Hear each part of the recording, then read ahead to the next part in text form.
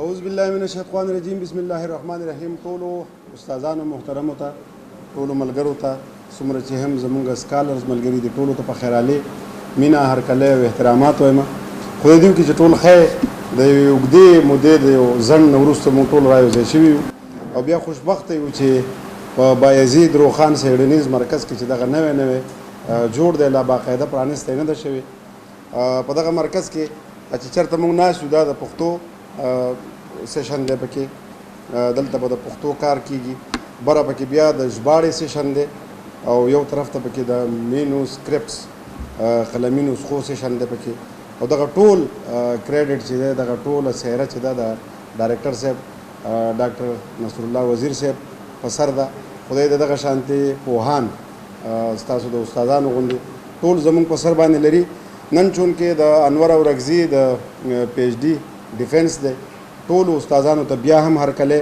زموږ چې څومره هم قابل احترام استادان دي، لکه زموږ ډایرکټر د پښتو اکیډمۍ پروفیسر ډاکټر نصر الله وزیر صاحب، محترم ډاکټر فرخنده لیاقت، محترم دانش بیٹنی صاحب ډاکټر صاحب، او محترمه ډاکټر بشرا اکرام، او زموږ ډیر زیات محترم ډاکټر شیرزمان سیماب صاحب، محترم پروفیسر ډاکټر حنیف خلیل صاحب، محترم ډاکټر محب وزیر صاحب، ټول استادان، سکالران او میلمنو ټولو ته د زړه د کومې نه هرکلی وایو. خوشحاله یو چې په دغه زموږ د ملګري په دې ډیفینس کې تاسو ټول راټول شوي یې. بیا د روایاتو تر مخه څنګه چې موږ خپلو میلمنو ته، درنو استادانو ته هرکلی کوو، بیا هم خپلو هغه بهرنو راغلو استادانو ته لکه ډاکټر حنیف خلیل صاحب ته چې په خپله چوکۍ ناست دی او خوشحاله یو ورته. زموږ د پښتو ماسټر کې چې زموږ څومره هم طالب علمان دي، نو هغه د حنیف خلیل صاحب د نوټس نه بغیر ډېرو کمو خلکو به د ماسټر امتحان ورکړی. نو حنیف خلیل صاحب نه مننه کوو چې راغې، د ډاکټر محب وزیر صاحب نه مننه کوو، ډاکټر صاحب وزیر نصر الله وزیر صاحب نه مننه کوو. تاسو ټول په خپلو خپلو ځایونو ناست یې، باقاعده شروع به وکړو. د شروع دپاره به تلاوت ضروري وي که نه؟ تلاوت دپاره به زه کامران ته آواز وکړم، چېرته کوي زما کامران خان، دی به تلاوت وکړي، نو بیا باقاعده شروع وکړو. د خیره سره کامران خان. أعوذ بالله من الشيطان الرجيم. بسم الله الرحمن الرحيم.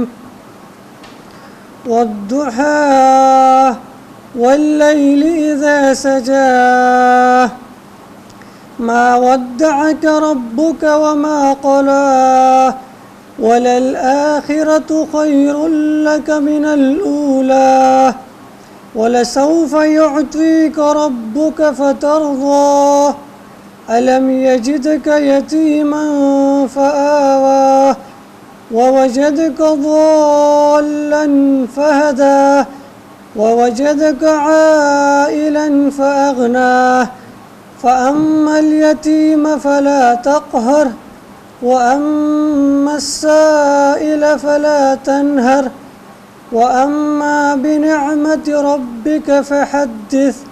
صدق الله العظيم. د تلاوت کلام پاک نه پس زمونږ د اکیډمۍ، زمونږ د پښتو ډپارټمنټ، زمونږ د پېښور یونیورسټۍ چې نور هم درانه استادان راغلي دي، هغوی ته هم هرکلی وایو. دا انور اورکزي د پی ایچ ډي ډیفینس دی او د پبلک ډیفینس باقاعده شروع کوو. د انور اورکزي موضوع ده پښتو فکشن کې جدیدیت او ما بعد جدیدیت. نو د دې دپاره زموږ د موضوع چې کوم سکالر دی، زموږ تکړه ملګری، هغه ته به خواست کوم چې راشي په خپلو موضوع باندې خبرې وکړي، نور به بیا مخ په وړاندې ځو. انور اورکزي ته خواست کوم چې راشي. بسم الله الرحمن الرحیم. د ټولو ډېره مننه چې څوک راغلو په دې دفاعي غونډه کې. مننه وکړه، شرکت وکړو. پروفیسر ډاکټر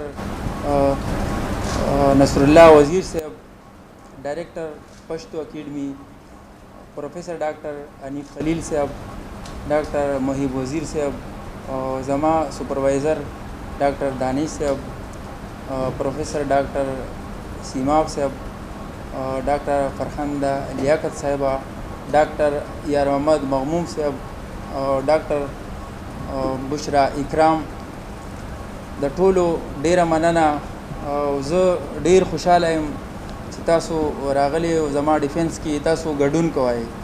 دین علاوه کوم سکالرز دي ملګري دي زما فیملی کسان دي د ټولو ډیره مننه.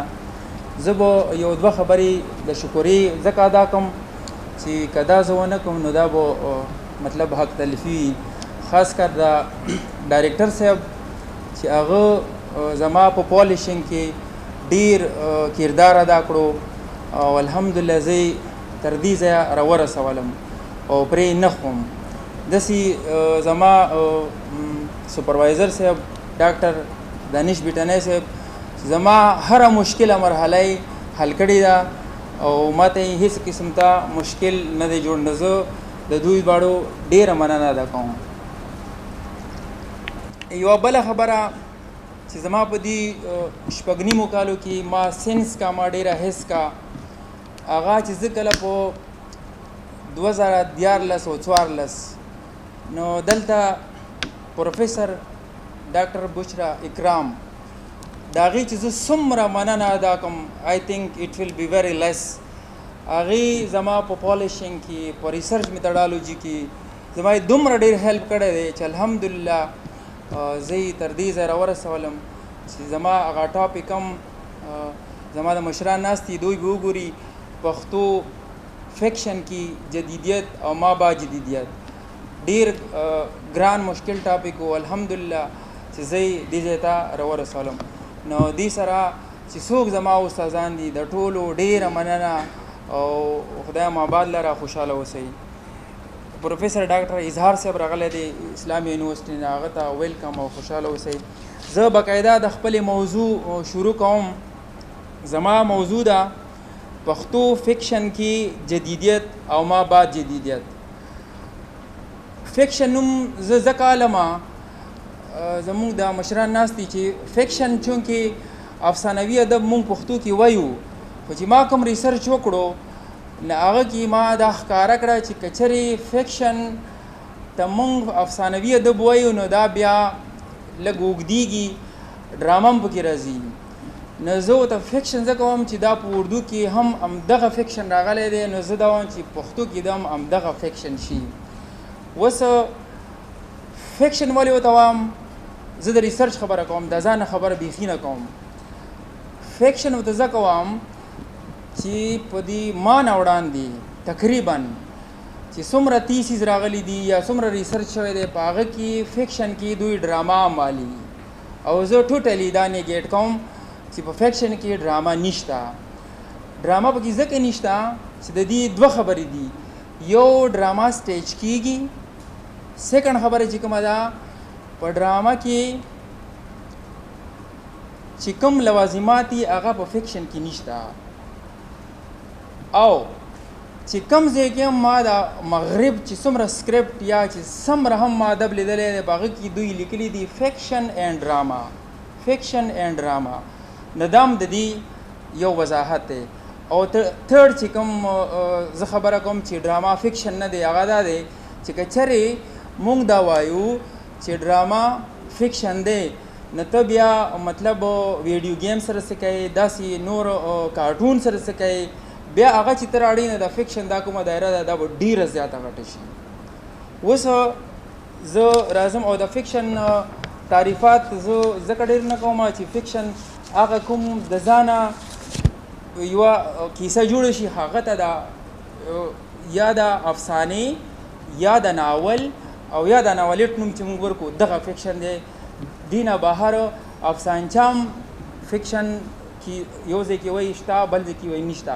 خو به هر حال که موږ افسانچه انکلوډ کړو نو موږ سره په فکشن کې څلور څیزونه دي. ناول ناولېټ شارټ سټوري اینډ شارټ سټوري دغه څلور څیزونه دي. ډراما پکې بیخي نشته.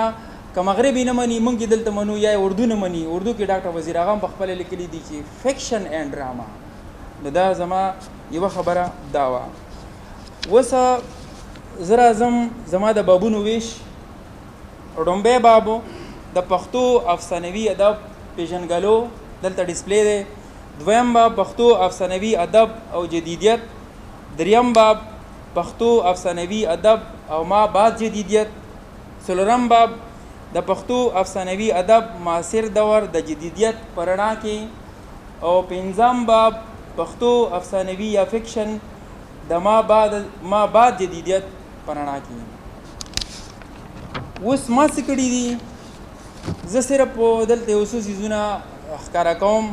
جدیدیت، ماډرنیزم، جدید، ماډرن، جدت، ماډرنیټي، جدید کېدل، ماډرنایزیشن چې یو پروسس دی. خو دې کې زه دلته ما لیکلي دي چې دا اصطلاحات، دغه کوم اصطلاحات دي، د اصطلاحاتو د نوم تړون سره د یو شنوالي له وجې دا یو شی نه دی، بلکې دا مختلف څیزونه دي. ماډرن، ماډرنیزم، ماډرنایزیشن، ماډرنیټي. ماډرنیزم پورا یو ادبي تحریک دی. دغسې ځکه د ماډرن یو جدید رجحان دی، ماډرنایزیشن جدید کېدل یو ارتقایي عمل دی، ماډرنیټي جدید صورتحال یو حالت دی. ماډرنیزم ادبي تنقیدي تحریک دی. د فکشن اصطلاحي معنو کې ماډرن جدید یو مجرد واقعیتي عمل ښیي. ماډرن جدید د جدید په معنو کې راځي. ماډرنایزیشن جدید کېدل د څیزونو نوي کولو ته وایي. دا ارتقایي عمل دی. د انسان د ژوند د ماډرنایزیشن جدید کېدل عمل سره پرمختګ کوي. ماډرنیټي جدید صورتحال په کوم حالت کې چې کوم څیز په سکرپټ کې راشي هغه ماډرنیټي حالت وي. ماډرنیټي جدت یک زمانی یعنی سنکرونیک عمل دی. ماډرن سنکرونیک. اوس ما یو بل هڅه کړې ده چې په پښتو کې دین مخکې نه ده شوې چې آیا موږ کوم داسې ریسرچ وکړو چې موږ دا ماډرنیزم بیخي ښکاره کړو. نو ما د هغه پوره اصطلاحات راوړي دي. دا 40 دي. 40 زه زر نومونه والم: حیوانیت پرستی، کمیونسټي نظام، نوآبادیاتي نظام، کالونیالیزم، سرمایه‌دارانه نظام، شعوریت، ایگزیسټنشلیزم، وجودیت، اظهاریت، آزاد نظم، فیوچریزم، ایڈیومیٹرک طریقہ، امیجسٹ، نیو ہیومنزم، پہلون شعرا، ضمیر لیک، علامت نگاری، الٹرائزم، واٹیسزم، کیوبیزم، جمہوریت، انتہا پسندی، بنسٹ پالانہ، فاویزم، نوری ژبې، آزاد نظم، انټي سیمیټزم، یهودیانو ضد انټي جیوس موږ ته وایو، انسان دوستی، هیومنزم، قومیت ځکه پکې راغلی دی چې مخکې په دې قومیت خو د مخکې نه خبره پکې په جدیدیت کې شوې ده. نو دغسې رجایت، اپټیمیزم، پیسیمیزم، امپیریالیزم، استعماریت، فطرت نگاری، نیچرلیزم، مارکسیزم، لیننزم، سوشلیزم، سیکولریزم، ترهګرۍ، اساطیر، نرګسیت، دغه ټول اخیري پورې سپرماټیزم او قبایلي نظام. نو دا ما پکې راوړي دي. اوس زه صرف دومره لیکم چې په مغرب کې د جدیدیت سرخیلان څوک دي. نو هغه موږ سره د آیرلینډ جیمز جویس دی، ویلیام بټلر دی، بیټس دی، سیکویل بیکټ دی. دا ما ټول په تیسیس کې راوړي دي چې څومره دي. فرانس کافکا دی، هرمن هیسي دی، او دا ما ډېر لوستي هم دي. هیمنګوی دی، فیټسي دی. اوس زه وایم چې پښتو کې دا جدیدیت سرخیلان څوک دي. نو ما ډېره هڅه کړې ده او ډېر کیدای شي چې کومو کسانو په دې موضوعاتو لیکونه کړي دي نو هغه زموږ د جدیدیت سرخیلان دي. خو بیا هم ما چې کوم افسانې او ناولونه کتلي دي، ما په سوونو ناولونه او افسانې کتلي دي، نو هغه کې ما ماسټر عبدالکریم چې د بالکل چې کومې خبرې دي هغه د په افسانو کې شته. کلندر مومن صاحب الله دې وبخي، هغه بالکل چې څه راوړي دي. ډاکټر زیوردین زیور صاحب خو 19 اصطلاحات په خپل قاموس کې چاپ کړي دي، 19 تقریبا د جدیدیت. دغه شان ایوب صابر صاحب، زیتون بانو چې کوم افسانې لیکلي دي هغه کې بالکل دا شته. حمزه شینواری کوم ناول دی نوی چاپی هغه کې دا شته دي. مهدي شاه باچا او اشراف حسین دا ما سټرګل کړی دی، نو دا ما کتلي دي او دا ما داسې نور. اوس مغرب کې د جدیدیت سرخیلان خو ما ووې خانه. اوس زه راځم لږ شان زه په دې جدیدیت تحریک په مغرب کې 1890 خواوشاونه 1945 پورې 1945 بیا چې کله دویمه نړیواله جګړه وشوه نه په هغه کې بیا د دې ضرورت پاتې نه شو. نو جدیدیت چې کله شروع کېده دا ازرا پونډ و. ازرا پونډ دا خبره وکړه چې حقیقت نګارۍ، حیات پسندۍ او کلاسیزم دا زمونږ ضرورتونه نشي پوره کولی. نه هغه یوه اصطلاح راوړه، هغه د ډیکیډنس نوم ورکو. ډیکیډنس مطلب هغه دا و چې زاړه څومره لیکونه دي دا ټول په تنزل ښکار دي، لہذا ادب دپاره ضروري ده چې نوي اصطلاحات راوړو او نوي لیکونه وکړو. نه هلته ازرا پونډ د ډیکیډنس اصطلاح په اول ځل استعمال کړې وه. البته پښتو ادب کې د 1940 نه پس تر 2001 پورې چې 2001 کې کله حالات ګډوډ شو، 9/11 پیښه وشوه، نو هغه نه پس بیا دلته د پوسټ ماډرنیزم هم شروع وشوه. پښتو افسانوي ادب یا فکشن کې ما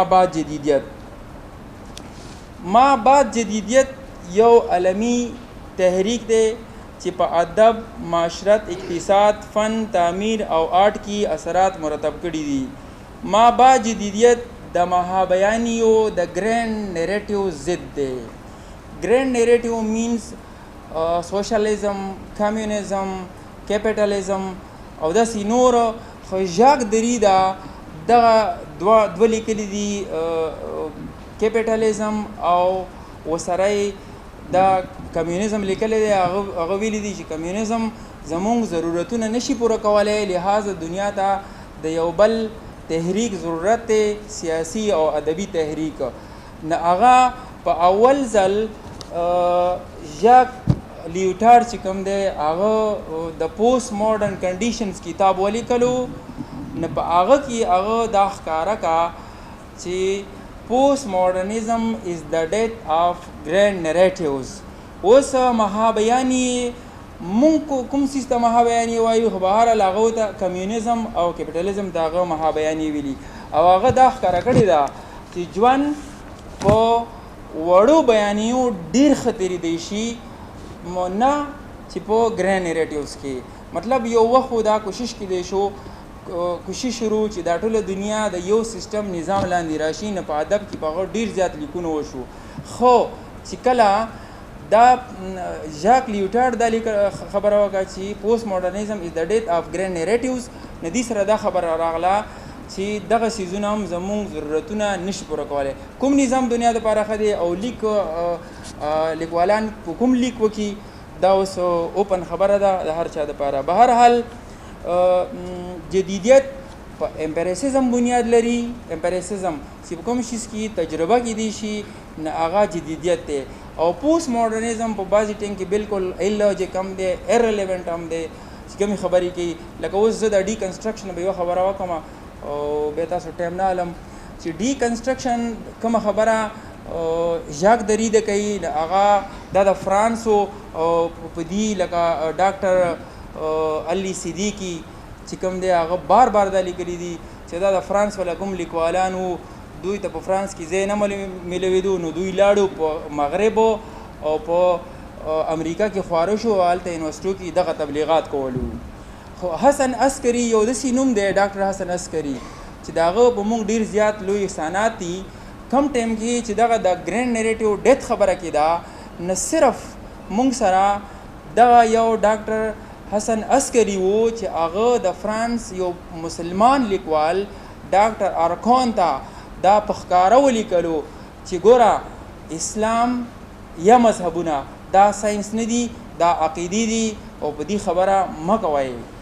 تاسو که لیک کوئ په نور څه کولی شي، خو تاسو په مذهبونو مه کوئ. دا خبره 1915 کې ډاکټر حسن عسکري زمونږ د طرفه هغوی ته رسولې ده. اوس زه کنکلوژن کوم چې د پوسټ ماډرنیزم کوم اصطلاحات دي هغه دومره ډېر دي، تقریبا 250 لږ بګما راوړي دي. هسې که یو ګلیمس تاسو ګورئ نو ابجیکشن، تذلیل، تختانیت، اپوریا، جبري خلا. د جبري خلا چې کومه ده که نه، دا بیخي زما خپل یوه اصطلاح ده چې ما جوړه ده، څوک مني نه مني، خو د دې بالکل دا زه وایم چې جبري خلا هغه خبره ده چې کله مونږ افسانه او افسانې نه علاوه مونږ په فکشن کې کوم ځای کې خبره کوو او بیا مونږ وایو هلته ولیکو چې یو کال پس یو میاشت پس د یو میاشت پس کې د اتر څه کولو او هغه کوم کردار و هغه څه کولو دې ته زه جبري خلا وایم لکه دا ریډر چې کمی که نه ریډر ته دا پته نه لګي چې وسه په دې ځای کې دغه رایټر موږ ته څه ویل غواړي چې دا کردار څه شو کوم خوا لاړو کوم کسان فکشن لیکي هغوی ته ډېره ټیک پته لګي چې د یو کال اوس دا رایټر چېرته و او مطلب او دا کردار د څه کړو دا پته نه لګي دا ما جبري خلا اربیټري سپیس ما دته راوړي دي داسې آرکیټایپ مصنوعي بایوټیک ها یوه بله دا 200 دي دا ګورو ګلوبل پالیټکس او فیمینزم دی پکې فیمینزم خلک یو شان تعریف کوي بل شان تعریف کوي او زه چې کوم تعریف کوم هغه ډېر واضح تعریف دی هغه دا دی چې ښځې د صرف خپل یو کار ته مختص نه وي بلکې چې څنګه سړي مختلف کارونه کوي نه داسې د ښځې هم وکړي زه د فیمینزم خپل تعریف دا کوم خلک دا وایي چې نه ایکوالیټي زه دا نه وم I say that they should give opportunity they should contribute as male are doing بل diversification دی پلورالزم دی او پلورالزم د فیمینزم کومه خبره کیږي هغه پلورالزم طرف ته روانه وي اوس یوه بله خبره چې ما د فکشن وکتلو په هغه کې اخري خبره زه کومه نه هغه ما یوه اصطلاح راوړې ده چې هغه ته زه باینري ایکسټریمیټیز وایم چې په پښتنو کې اکثره د تیرو 40 کالو نه موږ یو شیز ګورو چې دوه حالات روان وي دوه حالات او هغه یو کس په یو ذهن کې هغه یو حالات کله ټیک وایي او هغه بل ته هم وایي لکه مطلب دلته ترهګرۍ وه که نه موږ اکثر خلکو همدردیانې لرلې او هغه خلک بیا راشي که نه بیا په فکشن کې هم لیکل کوي نو دا باینري ایکسټریمیټیز مقصد زما دا دی چې دا ذهن خو تا باینري کو دا خو سپلټ پرسنالټي شوه په یو ذهن کې دوه شیزونه څنګه ځایږي مطلب یا نظریه ټیک نه ده یا تیوري ټیک نه ده یا بیانیه ټیک نه ده نو دا باینري ایکسټریمیټیز کومه اصطلاح ده دا ما په خپله پکې اچولې ده دا بل ځای کې نشته نو زه بس په خپل دغه هر څه په دې ځای ختموم چې څوک راغلي دي د ټولو ډېره مننه خوشحاله اوسئ او آباد اوسئ بیا ډېره مننه د ټولو ډېره مننه خوشحاله اوسئ دقه ځای کې کښېنه لرې نه ځه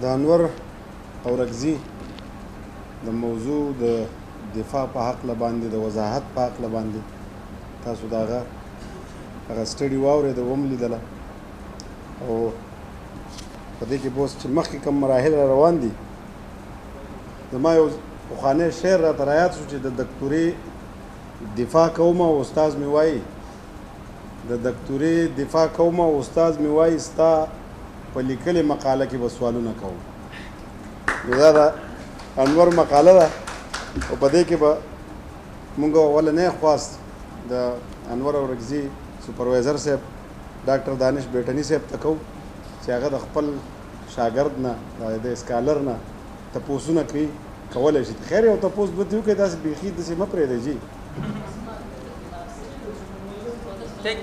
ښه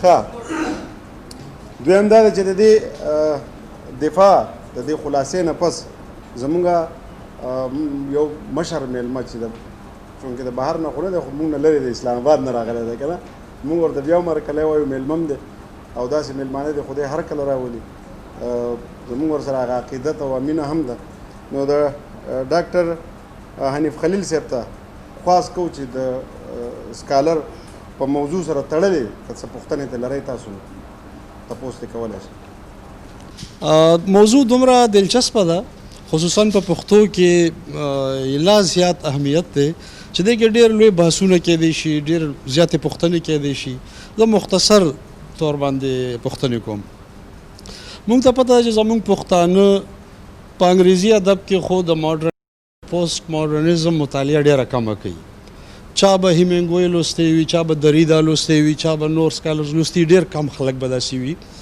تر دې چې په اردو کې کله مونږ وزیر آغا ګورو حسن عسکري ګورو یا ګوپی چند نارنګ ګورو، تر دې چې لیټیسټ خلکو کې ناصر عباس نیر مونږ ګورو. نو مونږ په دې موضوع باندې زمونږ د کم فهمه په وجه هغوی خو کامیاب دي، خو مونږ په بیا هم پوهېږو نه.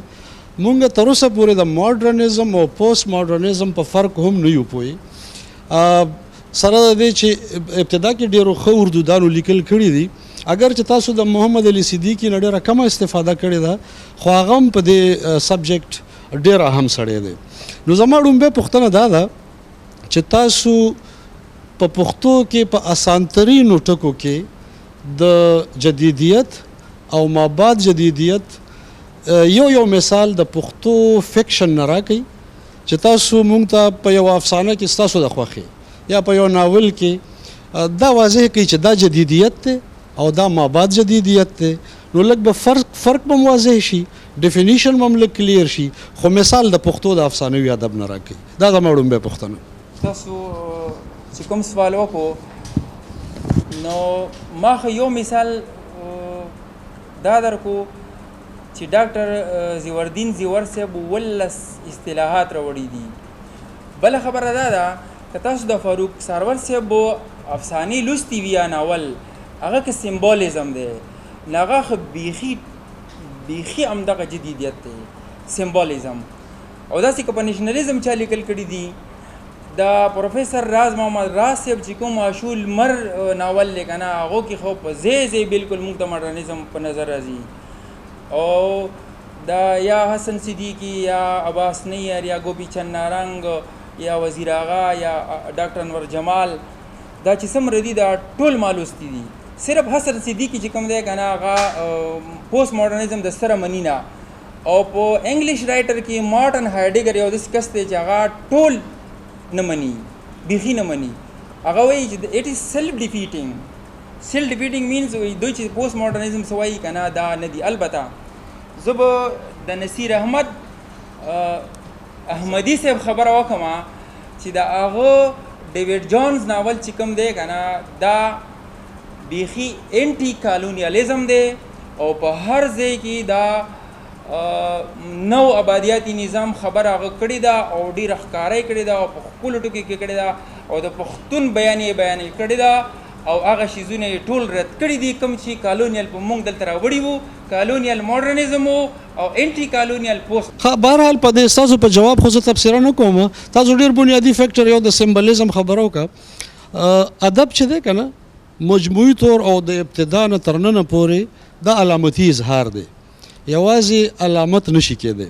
خو بهرحال کوم چې بنیادي فیکټرز دي د ماډرنیزم او پوسټ ماډرنیزم، په هغې کې موږ ته تاسو لږ دا وضاحت وکړئ چې د دې بطور تحریک د دې اصطلاح سره د لسانیاتو سره تعلق دی او د تهذیبي پس منظر سره تعلق دی او د لفظي او معنوي نظام ربط به څنګه وي چې موږ په ماډرنیزم کې ډسکس کوو، په پوسټ ماډرنیزم کې ډسکس کوو. د پېښور یونیورسټۍ کې که تپوس د ماډرنیزم او پوسټ ماډرنیزم کوي نو معنوي کوي. دا زه بالکل دقیق خبره کوم. اوس په لسانیاتو کې که موږ لیوی سټراس وګورو، که سوسیر مو وګورو، نو دا کیسه که زه اوس راړم که نه، نو دا به ډېره اوږده شي. البته یو مثال به زه درکړم چې یو کانشس مایند وي یو انکانشس مایند وي. زه د لسانیاتو خبره کوم سره. وخه هر څه وګوري، چې دلته کوم میسج جوړ دی هغه د هر کس په ذهن کې دی چې کله هغه تصویر ویني. لسانیاتو خبره کوم. خو چې کله علامت ته خبره راغله، نو که اوښ پښتو کې مونږ ولیکو نو پښتانه به پوه شي، او که کیمل ولیکو انګریزان به پوه شي. نو دا د علامت خبره خو ټیک ټاک ده. البته زه به دلته اوس یو بله خبره ایډ کوم چې پوسټ ماډرنیزم ته زه راشم. زه د متن خبره کوم، د ټیکسټ چې کوم دی متن، دا زه دا وایم چې هر یو انسان د متن غلام دی. دا ما په خپل تیسیس کې هم لیکلی دي. سکرپټ ته هلته ولستو، هغه ستا په انکانشس کې دلته سټور شو. یو انسان چې څومره پرفارمنس کوي، چې څومره ایکشنز کوي، ښه کوي بد کوي، دا هلته د متن لوستی وي. هغه متن سمبولیکلی یا په هر طریقه د ده په انکانشس کې کوم ته چې مونږ سیګنیفایډ وایو دا هلته سټور وي. سیګنیفیکیشن یې دا هلته کې کوم ځای کې چې دا ایکسپریس کوي او د دې سیګنیفاید او په سیګنیفیکیشن مینس کې چې کوم چیز دی هغه ساین دی او دې ربط ته سیګنیفیکیشن وایي. لسانیاتو کې خو دغه خبره ده. بحث وګدېږي خو بهرحال اخري پوښتنه دا ده چې ستاسو د تھیسس چې دی تاسو دغه اصطلاحاتو لیست ورکو دا مو ډېر بهترین کار کړی دی. یو خو په دې زه پوه نه شوم په دغه اصطلاحاتو کې نور خو ټول ټیک دی یو پکې آزاد نظم تاسو د اصطلاح په تور ورکړی و او هغه ریپیټ شوی مو په دویم ځل راغلی و. زما په خیال د دغې تعلق د هغه جدیدیت او مابعد جدیدیت د اصطلاحاتو سره نشته. دا یو جنر دی آزاد نظم داسې نور اصناف دي نو هغه خو نشته. خو دغسې ستاسو په دې ټول تیسس کې چې کوم ړومبی باب دی که نه ما ته هغه ټول باب غیر متعلقه ښکاري. ستاسو چې کوم باب دی په هغې کې افسانه یا افسانوي ادب تعریف د هغې تاریخ د هغې اجزا د هغې ادوار دا ټول 1500 ځل شوي دي. ستاسو دغه دویم چپټر چې جدیدیت مابعد جدیدیت د دې انټروډکټري ډسکشنز ټیک دي چې هغه په پښتو کې اسیم مسله د خلک پې نه دي پوه نو خو صحیح دي. د هغې نه پس ته ستاسو اطلاقي مسله اصل مسله وه چې تاسو ړومبی دا دویم چپټر اصل کې ړومبی وی او بیا هم همدغه تیوریټیکل کانسپټس چې دی د هغې امپلیمنټیشن په افسانوي ادب کړی وی دا به ډېره صحیح وه. دغه د افسانوي ادب تاریخ او دغه پوره ادوار او د دې زما په خیال ضرورت نه و. خو بهرحال ما خو په تیسس ریپورټ هم رالیږلی و د هغې مطابق خو ما ټیک ګڼلی ده. نو که کله تاسو د تیسس چاپ کوئ یا پې چېرته موقع وي د نظرثانۍ نو چې یو ته نه ریپیټیشن وځي د غیر متعلقه مواد وځي او یا که تاسو څه جسټیفیکیشن ګڼئ چې د پښتو افسانوي ادب د تاریخ بیا هم بیانول پکار دي نو د هغې هم تاسو خپل جسټیفیکیشن پیش کولی شئ. ویل سره بالکل دا کوم چیز وایي نه که نه ستاسو چې کوم سره انالیسیز وکړه هغه ما پوینټ کتلی دي جی او زه به دا وایم سره ستاسو دغه دپاره بالکل کوم ځای کې چې تاسو ایرلیونټ خبره کړې وه ایلوجیک خبره کړې وه ما هغه چپټر ډېر دوباره سم کړو بیا مې سبمټ کړو. اوس روایاتو نه زه بیخي ټوپ کوم که نه نو ما به افسانوي ادبو ما ډېر کوشش کړی و چې زه دا شیز بیخي نوی راوړم خو بیا محی وزیر صاحب دی ناست دي دا ټول مشران چې شکیل صاحب چې زه افسانوي ادب وایم که نه که مطلب سبا مانه به څوک تپوس وکړي چې دغه د ستر افسانوي ادب هغه یو ډیفینیشن هم دی راوړی نو میبي بیا به ما ته دا روایاتو خبره وه دا ما دلته راوړو حالانکې آی نو اباؤټ اټ واز ناٹ نیډ ټو بي انکلوډډ خو سر ستاسو چې څومره هغه انالیسیس ما کتلي وو هغه ټول ما بیا سم کړي. مونږ عاشقان یو تاسو عاقلان یې جي عباسین صاحب وایي عشق لکه منصور غوندې په یوه باندې پوهېږي عقل مسلې د سود او زیان راټولوي. زمونږ بل میلمه مشر محترم ډاکټر محب وزیر صاحب ته به مونږ هرکلی هم وایو او که د انور اورکزي نه د ده په موضوع کې څه پوښتنې لري نو مننه به اول خو دا فهرست چې کوم ما ولوستو زه اگر چې دا د دې موقع ده نه چې زه دا خبرې وکړم دا باید چې په SRB نه مخکې ډسکس د بنیادي ایگزامینر دی او زه ورته سیکنډ ایگزامینر نو دا موقع نه ده دا باید چې په SRB نه مخکې ډسکس شوی وی. خو اول زما لکه دا د انور باندې اعتراض نه دی دا زما په سپروایزر صاحب هم دی او زما دلته په د نور ډپارټمنټ باندې هم دی چې د مونږ چې په ریسرچ میتھډالوجي کې څه وایو هغې کې په یو ټاپک باندې ریسرچ کیږي په یو ټاپک باندې.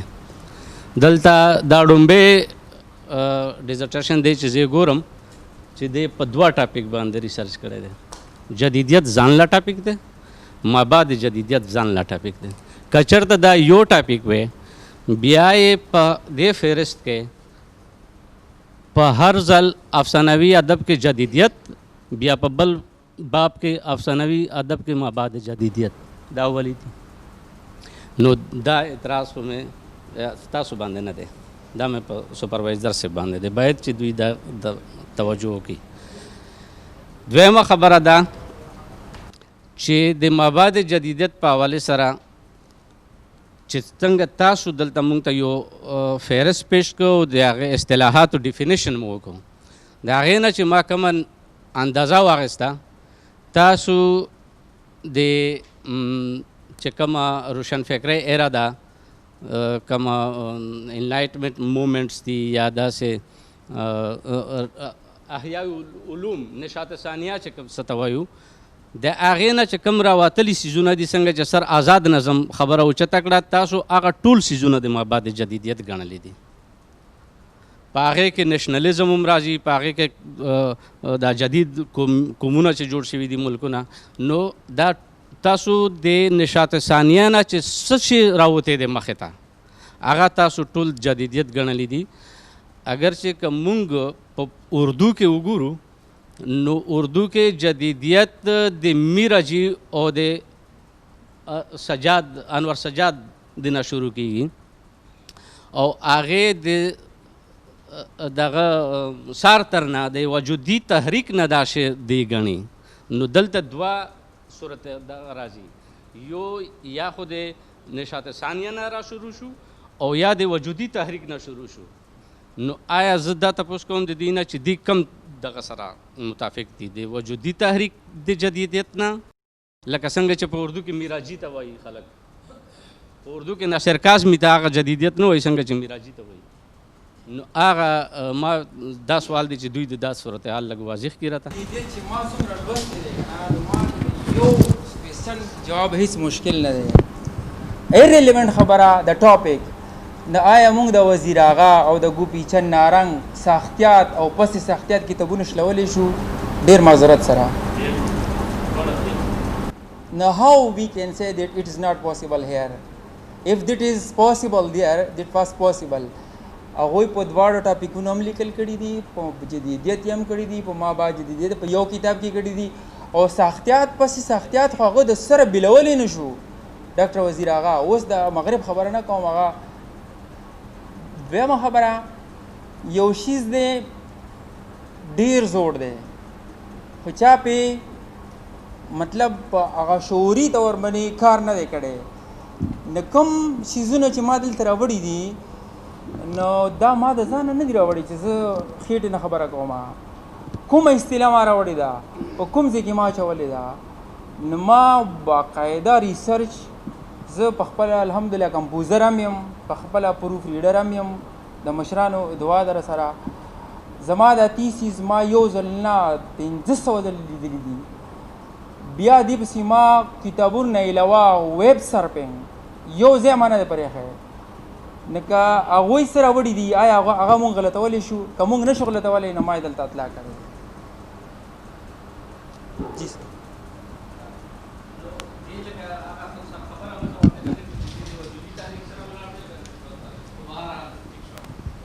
بله خبره مې دا کوله که چېرته د کم څیزونه چې تاسو یاد کړل کم اصطلاحات چې تاسو یاد کړل چې دا په وجودي تحریک کې دي او بیا تاسو د سرخیلانو افسانه نګارانو ذکر وکړو چې په هغې کې مهدي شاه بچا کلندر مومند فلان او دا څو کسانو نو آیا د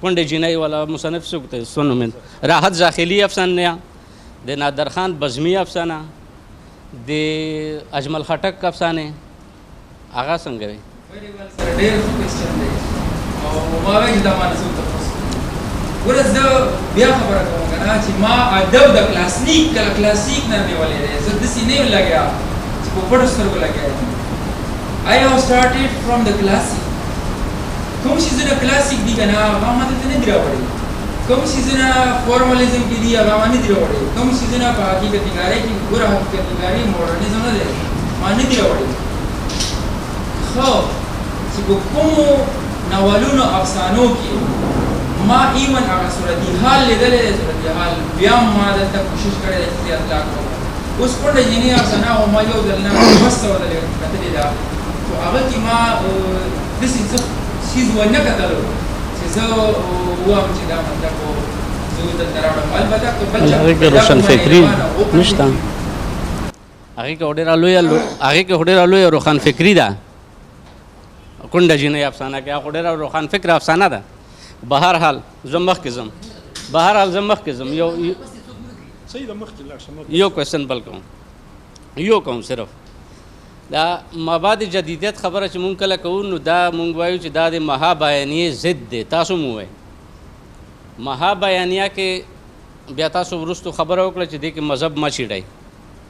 نو مهابیانیه سیاسی نظریې هم دي، اقتصادي نظریې هم دي، او ایون چې عقیدې هم دي.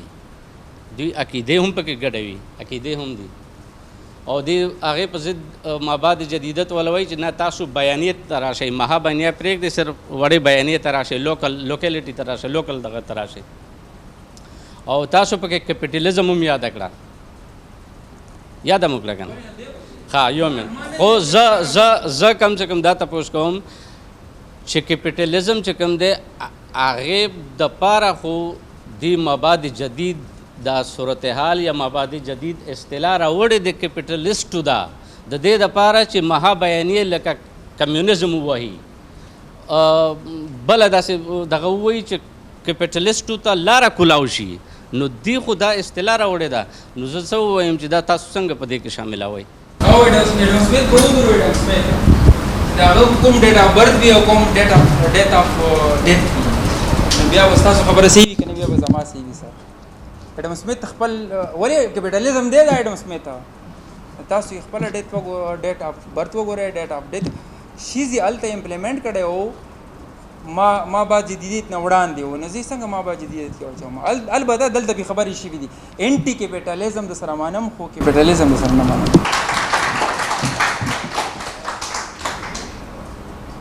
محب وزیر صاحب مننه کوم ستاسو نه، ستاسو د پوښتنو نه هم، او دا پوښتنې پکې ښه هم دي. کم ملګري چې نوي دي دا چې کوم اوس ریسرچ کوي او ډېر قابل دی، ډېر مزیدار، ډېر ښکلی کار یې کړی دی د خپل موضوع په حواله باندې، او دې سره یې ډېره زیاته مینه ده. خو د دې نه پس زمونږ په تالار کې زمونږ په دغه ناستو ملګرو کې یا زمونږ اساتذه کرام چې دي، ډاکټرز چې دي، محترم پروفیسرز چې دي، زمونږ چې څومره هم مشران دي یا ملګري دي، که څوک ملګری د انور اورکزي نه په دغه موضوع کې تپوس کول غواړي نو یو کس یو تپوس کولی شي. ډاکټر صاحب قربان. خپل نقطه نظر د هغې سره اختلاف نشي کېدی، خو تاسو وګورئ ډرامه چې ده د بوتیقه نه راواله هغې ورته شاعري وایي، او تاسو چې کوم د سټیج ډرامه یاده کړه د هغې نه علاوه ریډیایي ډرامې دي، ټلویزیون ډرامې دي، کتابي ډرامې دي، په هغې باندې هغه اطلاق نه کېږي. نو هغې دپاره بیا نور تعریفونه وضع کول چې نو ضروري وي. بهرحال دلته چې تاسو کوم په جدیدیت کې پوره تاریخ راوسته، نو دا اصطلاح چې د کله نه راغلی ده تاسو 1890 ذکر کا، او بیا هم پکې هغه تحریکونه هم شامل کړل چې هغه د هغې نه مخکې و. نو دې طرف ته لږ غونتې توجه وکړئ.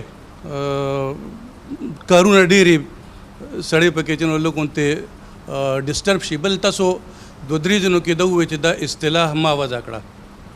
نو د محقق کار اصطلاح سازي نه ده، بلکې د ریسرچ میتھډالوجي تاسو وګورئ په دې باندې قدغن دی چې دی به تشبیه، علامت، اصطلاح سازي د دې نه به ځان ژغوري.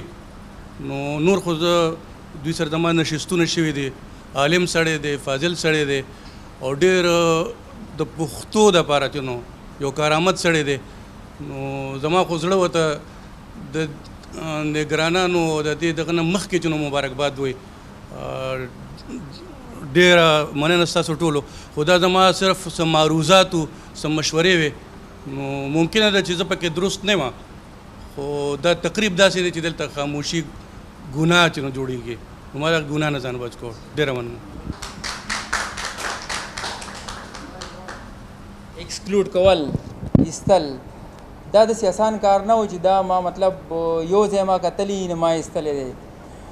د ډرامې انکلوژن سره دا که موږ په دې فکشن کې اچوو که نه، نو بیا به لکه کوم نور کارټونز دي، کارټونز هم یوه کیسه بیانوي. نو هلته کې هغوی دا خبره کوي، یا مغرب والا یا د اردودانو والا، هغوی دا خبره کوي چې که چېرې موږ په فکشن کې ډرامه اچوو نو دا شیزونه به خامخا راړي. نو که دا راړي بیا لمن نه د هغه ډېره غټېدا ویډیو گیمز دي، کارټونز دي، داسې نورې کیسې دي. نو لکه اوس یوه کیسه ده که نه، هغې ته مونږ فکشن نه وایو که نه، نو دغسې دوی هم دا کوشش کړی چې نه دا خو ما هغه فالو کړي دي. اوس دویمه خبره دې کې بالکل وزن شته ستاسو او زما هم داسې نه ده کمزورۍ به وي خو ما ښه تلوسه کوشش کړی دی چې زه خپل تیسیس دومره وکړم کم از کم چې راتلونکي سکالرز نه دي هغوی دې جنجټ کې لږ ډېر هغوی ته پته ولګي چې لږه رڼا شي. نور خو دا خو اکید ډېر لوی کار دی خو چې هغوی ته کم از کم دومره رڼا وي چې دا شیزونه خو اگر که 100% خو هېڅوک دا ونه شي کولی خو ما لږ ډېر بیل کړو او زما دا تیسیس به انشاءالله راتلونکي سکالران نه وي هغوی ته به یوه لار جوړه کړي. مننه سر. بل کوم ملګری کومه پوښتنه لري په چې مایک ورته ورسوو؟ السلام علیکم. ډېره زیاته مهرباني سر ته خو اول په دې ریسرچ باندې ډېره زیاته مبارکي وایم.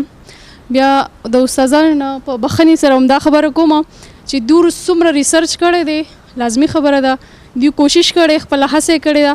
نو زموږ ډایرکټر صاحب ته هم خواستی او نور استادانو ته هم خواستی چې په روان کورس کې دغه موږ ته شامل کړي چې موږ ته هم استفاده وکړو او نور سټوډنټان ته هم استفاده وکړي. ډېره مننه.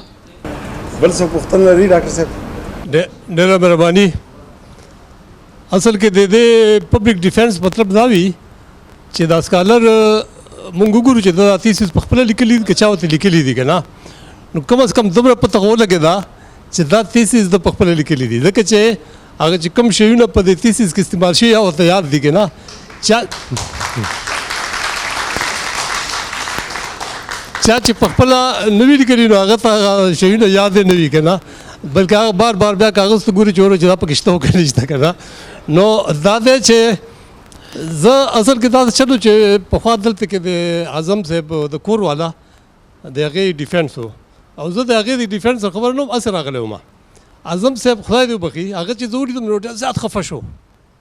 ما ته وایي چې ته راغلی هغه مطلب دا و چې دی به هلته کې نیګیټیو تپوسونه کوي که نه هغې نه پس چې کوم دی بیا ما دا فیصله کړې وه چې زه به د سکالر نه څه داسې تپوس نه کوم چې هغه پکې لل بل شي که نه او بلکې اوس چې راځم نو په همدې نیت راځم چې زه به سپورټ کوم چې کوم سکالر وي زه به د هغې سپورټ کوم او بلکې د نورو ملګرو نه به هم دا تقاضا کوم چې هغې سپورټ وکړي ځکه چې دا تیسیس لیکل خو آسان کار نه دی چې چا په خپله لیکلی وي که نه. نو زه د ورکزی چې کوم دی انور ورکزی هسې هم زه پېژنم ځکه چې دی په پی ایچ ډي کې غالبا ما داخل کړی و. نو ما ته یاد دي تپوس کړو چې د خوشحال بابا د گرفتارۍ اسباب څه وو نو ده ته پته نه وه نو ده ته پته نه وه نو ما ورته وویل چې داسې چلو که چې ته بهر لاړ شه او کتابونه وګوره چې هر ځای کې وي خو تر څو پورې چې دا جواب د ما ته راکړی نه وي نو زه به تا داخلوم نه. نو دی بیا ډېر تیز وګرځېدو او نیمه ګنټه پس واپس رالو او ما ته د خوشحال بابا د گرفتارۍ ټول سببونه بیان کړو. نو ما ډېر اپریشیټ کړو ما ډېر زیات اپریشیټ کړو په دې وجه باندې چې ده کې هغه د یعنې مطلب دا چې د طالب علمۍ چې کوم جست وي که نه هغه پکې شته.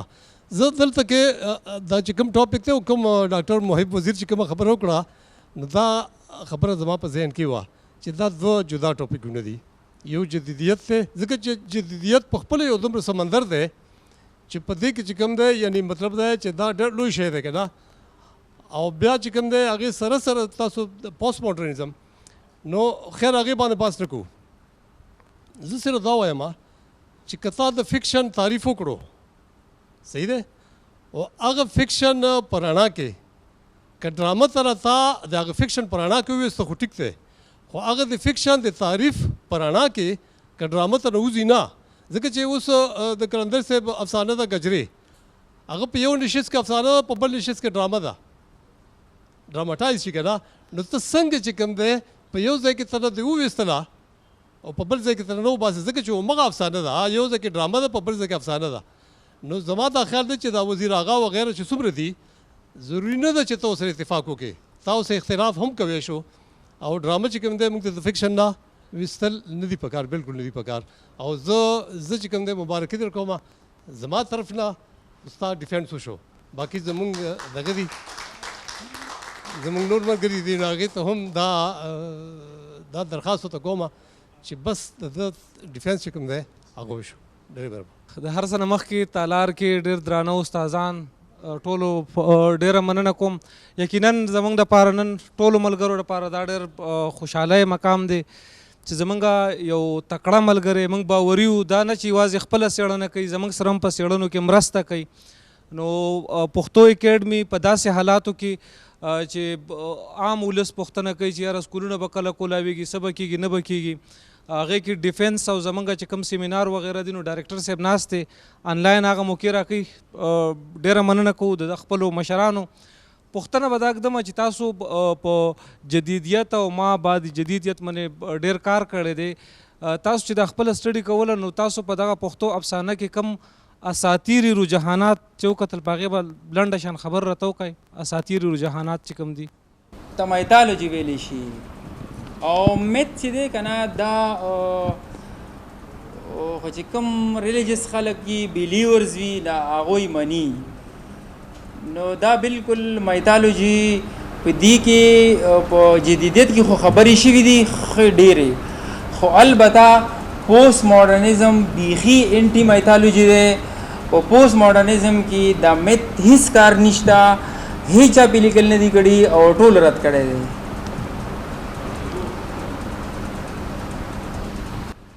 اسلام ګل افریدی صاحب دا ملګري به تپوس نوم کوي خو زموږ د محترم اساتذه چې څومره دي نو د انور د دغه دفاع په حق باندې خپلې رای راجمع کوي مهرباني.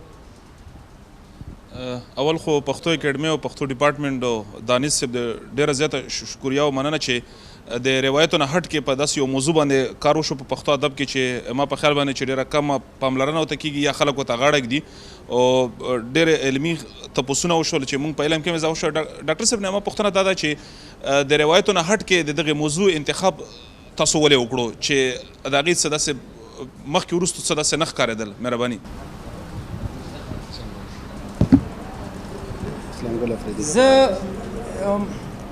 بالکل د اسلام ګل افریدي صاحب تپوس ډېر ښه د زه چې دلته په دې اکیډمۍ ته راغلو نو زه به دا وایم چې ما ته داسې قابلان استادان هم میلاو شو ټول قابلان دي خو یو پکې ډاکټر بشرا اکرام هم وه نو هغې سره لکه په دې ریسرچ میتډالوجي وغیره کې مونږ خبرې کې دي نه دی یو څو پیپرز لیکلي دي فارنزیک انویسټیګیشن داسې نور څیزونه لیکلي دي هغه چاپ شوي هم دي نو ډېره وجه د هغې هم کیدی شي یو بالکل یو بل کس که نوم زه وانلم ښه خبره نه وي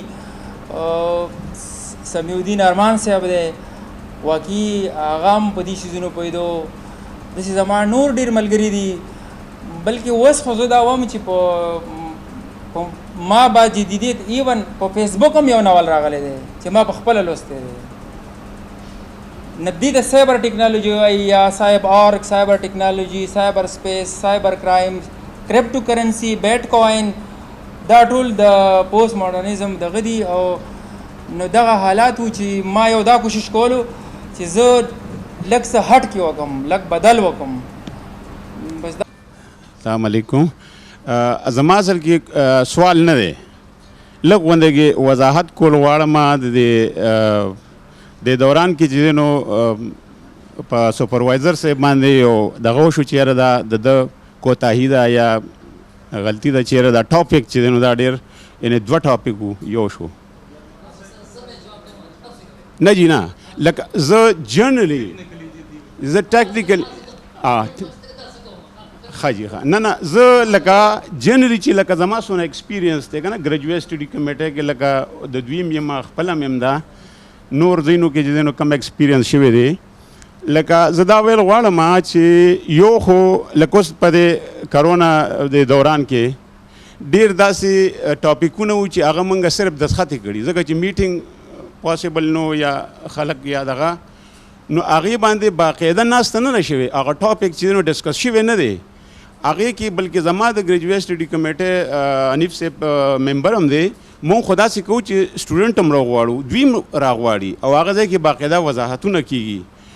بله خبره دا ده چې لکه دا صرف سپروایزر لکه نه دغه کوي یعنې ټول ممبرز وي په هغه ټول ممبرز باندې ما ته خو پته نه لګي زه خو هغه وخت کې د دوی د ګریجویټ سټډي کمیټه ممبر نه وم خو لکه ټول ممبرز ناست دي او په شریکه باندې دا سیسټمونه ډسکس کیږي او د دې ریکمنډیشن کیږي بیا اپروول ASRB نه کیږي که نه نو دا خبره لکه لازمي ده او بعضې وخت کې چې یو سټوډنټ چې نو ټاپک خوښ وي سپروایزر ورسره نه وي ګري خو هغه وایي چې نه خامخې په دې ټاپک باندې کوم او ما په دې باندې مواد راغونډ کړي ما په دې باندې مطالعه کړې ده که نه نو دغه ځای کې د سپروایزر او د سکالر چې ترمنځ یو ډېر لوی لانجه نو یا سپروایزر خو چې کلک وي او ورته وایي چې نه وروره دا ټاپک ګړو سره ټاپک نه دی یا دا غټ دی یا دا لنډول یا اوږدول پکار دي دا یا هغه دي او ایګري کو خو ټیک ده ګینې نو لانجه خرابوي نو دا د نورو سکالر دپاره یا د دې کمیټې چې کوم دلته کې ایکسپرټ ناست دي یا پروفیسران ناست دي نو هغوی دپاره لکه زه یو لږ وضاحت کول غواړم چې دوی دا څیز په سیریس اخیستل غواړي او په هغه ځای کې چې کوم دی نو لکه دا سنجیدګۍ سره چې کوم دی که څوک پرې خفه کېږي او که رضا کېږي نو لکه دې باندې سیریس سوچ پکار دی دا قسمه دغه بیا نه راځي تھینک یو مهرباني تاسو ټولو محترمو ډاکټرانو پروفیسرانو اساتذه کرامو نه مننه کوو ډاکټر حنیف خلیل صاحب ته به خواست کوم چې هغه لږ زمونږ خواله هم راشي او د انور اورکزي په دغه موضوع د ده په دفاع باندې د استادانو په نتیجه باندې په دې باندې را سره خبرې وکړي ستاسو د لاسونو یو پړقا به پکار ډاکټر صاحب بسم الله الرحمن الرحیم د انور اورکزي جوابونه او زمونږ سوالونه تاسو ټولو واورېدل لومبه خو د دې موضوع په انتخاب او په دې باندې د PhD د لیول کار کولو خو اول نه مبارکي ورکوم په پښتو کې په دې موضوع کار سخت ضرورت دی سره دې چې زمونږ د پښتنو جوابونو نه بیا هم د موضوع داسې ده چې هغه اطمینان نه کېږي یا هغه مکمل سټسفیکشن خو نه ښکاري ځکه چې موضوع داسې د پښتو کې خو بیخي نوې ده او زمونږ د پښتو خو دا هم بدقسمتي ده چې ځینې موضوعات اصطلاحات او ځینې ایشوز چې دی هغه په انګریزي او اردو کې ختم شي نو دلته کې شروع شي په پښتو کې مونږ خو اوده کوم یو مونږ ته خو پته هله لګي چې یو څیز ختم هم شي دا شکر دی چې انور اورکزي دې موضوع ته په وخت توجه وکړه داسې وخت کې چې کړی وی چې د جدیدیت او مابعد جدیدیت د بحثونه ختم شوی وي او مونږ په PhD شروع کړی وی نو ښه دا ده چې په صحیح موقع باندې په کار شروع کو PhD وکړه یعنې د PhD تیسیس یې پې ولیکلو او څنګه چې ما ویل که مونږ دا یو انداز اختیار کړو چې د ګران سیز اسانولو څه هنر زده کړو او بیا په دې کې دا هم وکړو چې مونږ لږ مثالونه ورکوو هم په دې جدیدیت او مابعد جدیدیت کې که کله مونږ امپلیمنټیشن کوو اطلاق کوو دغه تیوریټیکل ډسکشنز کله مونږ په خپل افسانوي ادب باندې اطلاق کوو نو چې مونږ مثالونه آسان او واضح ورکوو نو خبره اسانیږي دومره څه ګرانه موضوع نه ده چې څوک به پرې پوهېږي نه خو بهرحال زما مقصد په موضوع د خبرو نه دی زما مقصد په دې سوال جواب او د دفاع او د وایوه چې ده په دې باندې نو مونږ ټول په دې باندې پوه یو چې انور اورکزي د پښتنو جوابونه وکړه او مونږ چې هغه جوابونه واورېدل نو ما خپل دویم اگزامینر ډاکټر محب وزیر سره هم مشوره وکړه چې زمونږ نتیجه به څه وي غالبا د هغه هم دا خیال دی چې هسې خو په دومره ګرانه موضوع خو څه چې چا بالکل جواب نه وي ورکړی د هغې هم نتیجې مثبت وي نو د انور اورکزي خو ده چې د مثبت نو زما او د ډاکټر محب وزیر او د نورو ملګرو ستاسو د ټولو چې کوم یقینا ستاسو توقع هم دا ده چې انور اورکزی انشاءالله د دې نه پس ته ډاکټر انور اورکزی دی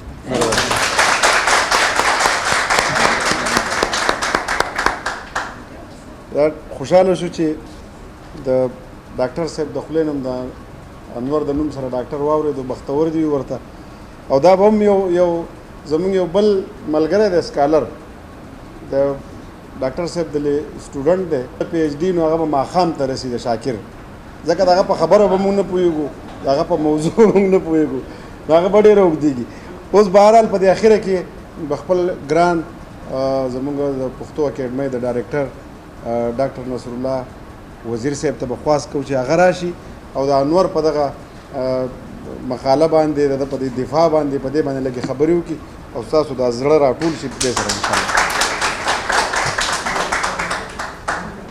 اعوذ بالله من الشیطان الرجیم بسم الله الرحمن الرحیم. دواړه ایگزامینر چې د بهر نه راغلي دي، ډاکټر انیف خلیل صاحب، ډاکټر محب وزیر او د انور اورکزي سپروایزر ډاکټر نور محمد دانش بیټنی، د پښتو اکیډمۍ استادانو کې ډاکټر فرخنده لیاقت، ډاکټر بشرا اکرام او ډېر محترم چې په دا ټولو دورانیه کې زمونږ د ډاکټر فرخندې نه اخوا کسان نومونه نه واخیستل شول، او خصوصا چې حاجي صاحب ناست وي بیا یې مونږ خامخا د غونډ واخلو، خو چونکې حاجي صاحب نن نه و نو دوی غونډ اګنور شوي وو کان. نو زه د ډاکټر یار محمد مغموم صاحب، د ډاکټر اظهار صاحب، د پښتو څانګې مشر ډاکټر روح الله صاحب او ورسره نور ملګري د ټولو مننه، او بهر نه چې دې دفاع ته څوک راغلي، نورزاده صاحب او شکیل صاحب مې د ذهن نه ووتل، او بهر نه چې څومره ملګري راغلي دي د پریس او میډیا، د ډان، د وحدت، د ای وی ټي یا نورو کومو څانګو نه چې کم نماینده راغلي دي، د هغوی خصوصي مننه کوم چې هغوی وخت وایستو، او تر کومه حده چې د انور اورکزي مقاله وه، سوالونه هم تاسو وکړل، ایگزامینر د هغوی دفاع قبوله وګرځوله، مبارکي یې ورته وویله.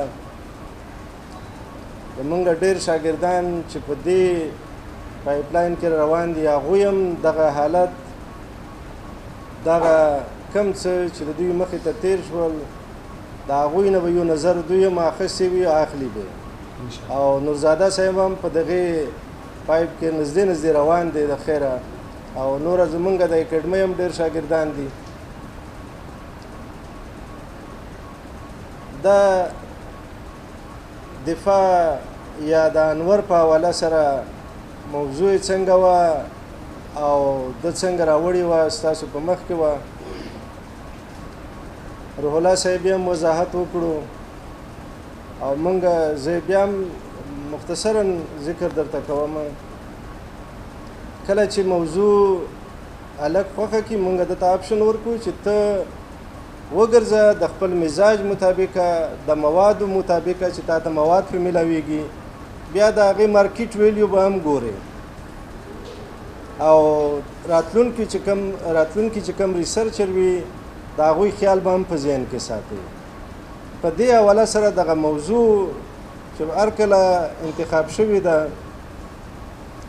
موږ پکې ناست وو، یار محمد صاحب هم ناست وو پکې، او یو نیم کس کیدای شي نه وي د هغې کمیټۍ نه اوس له موږ سره، لکه جاوید خلیل صاحب، سلما میډم.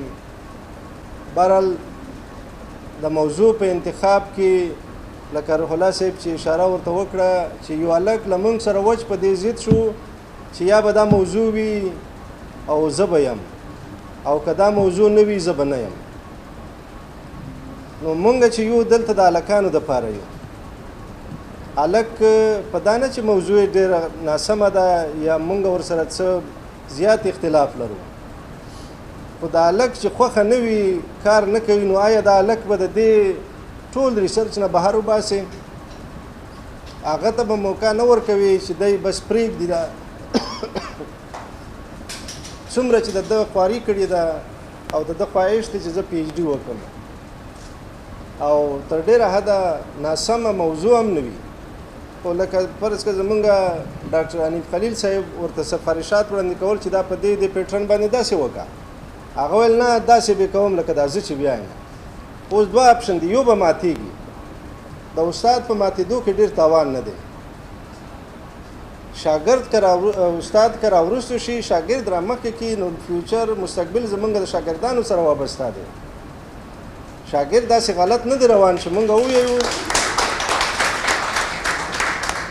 ځکه د موضوع په حواله سره دغه خبرې یا دا کیسې ټیک ته لکه زما 2014 نه وروستو یا 2014 نه کوم هلکان چې منتخب کړي دي او دې نه مخکې هم ښه هلکان دي، ښه قابل هلکان دي، هېڅ شک نشته. ودې ویایي څوک چې په دې کې دغه هلک یا دغه جینۍ یا د دې دا موضوع یا د دې دا کار داسې د پښتو ادب دپاره څه ګټور نه دی. انتهایی ښه هلکان، ښه ریسرچر، ښه قابل هلکان موږ مخې ته راوستي دي. زمونږ کوشش دا نه وي چې مونږ په پښتو باندې بار یا بوج واچوو. هر کله چې مونږ انتخاب کوو نو دا انتخاب مونږ د یو بهترین محقق او د پښتو دپاره د بهترینې سرمایې کوو. لکه مثلا مونږ چې په یوه اداره کې یو کلرک اخلو نو د دې معنا دا چې مونږ سپرډنټ اخلو. کله چې مونږ یو لیکچرر اخلو نو د دې معنا دا چې مونږ چرمین اخلو. حتی تر دې پورې چې مونږ د وایس چانسلرۍ دوام پې کوی شو چې دا زمونږ د ادارو یا د بلې ادارې به وایس چانسلر جوړېږي. نو مونږ هم چې کوم هلکان ټاکو را مخې ته راوړو د هغې هم مونږ ټول لوازمات ورته په نظر کې وي چې دا به د پښتو ژبې او د ادب یو بهترینه سرمایه جوړېږي.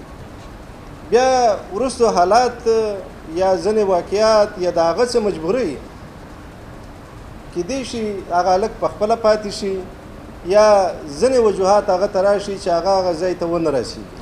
نو دا په ریئر کیسز کې راځي.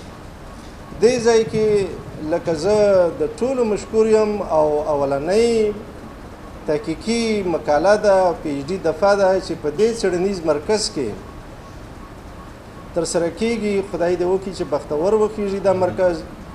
دا د ټولو پښتنو دپاره د پښتو د یو مرکز په طور باندې او بلکې د یار محمد صاحب سره مونږ په ربط کې یو، هغه هم راسره دی چې کوم څه دې ځای کې مونږ بنیادي نکته کېښودل غواړو هغه داسې یو تحقیقي مرکز په طور باندې چې دلته که ډکشنري باندې نور کار کیږي، په انسایکلوپیډیا نور کار کیږي، په کلچر باندې نور کار کیږي، یا نور په کمپیوټیشنل لنګویسټک کې یا په لنګویسټک کې که څوک تحقیق کول غواړي نو هغه به د دې مرکز په حدود کې کیږي.